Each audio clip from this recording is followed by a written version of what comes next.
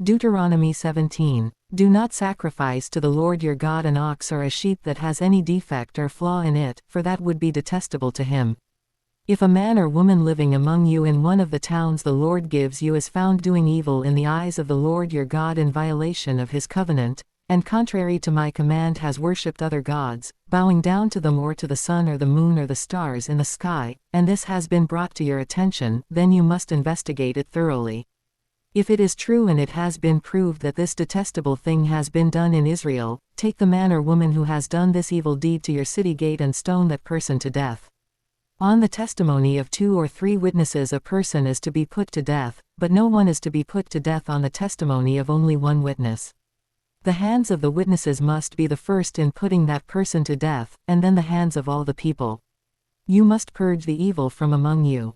Law courts. If cases come before your courts that are too difficult for you to judge, whether bloodshed, lawsuits or assaults, take them to the place the Lord your God will choose. Go to the Levitical priests and to the judge who is in office at that time. Inquire of them and they will give you the verdict. You must act according to the decisions they give you at the place the Lord will choose. Be careful to do everything they instruct you to do. Act according to whatever they teach you and the decisions they give you. Do not turn aside from what they tell you, to the right or to the left.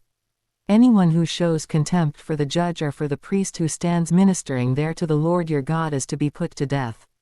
You must purge the evil from Israel. All the people will hear and be afraid, and will not be contemptuous again. The king. When you enter the land the Lord your God is giving you and have taken possession of it and settled in it, and you say, let us set a king over us like all the nations around us, be sure to appoint over you a king the Lord your God chooses. He must be from among your fellow Israelites. Do not place a foreigner over you, one who is not an Israelite. The king, moreover, must not acquire great numbers of horses for himself or make the people return to Egypt to get more of them, for the Lord has told you, you are not to go back that way again. He must not take many wives, or his heart will be led astray. He must not accumulate large amounts of silver and gold. When he takes the throne of his kingdom, he is to write for himself on a scroll a copy of this law, taken from that of the Levitical priests. It is to be with him, and he is to read it all the days of his life so that he may learn to revere the Lord his God and follow carefully all the words of this law and these decrees and not consider himself better than his fellow Israelites and turn from the law to the right or to the left. Then he and his descendants will reign a long time over his kingdom in Israel.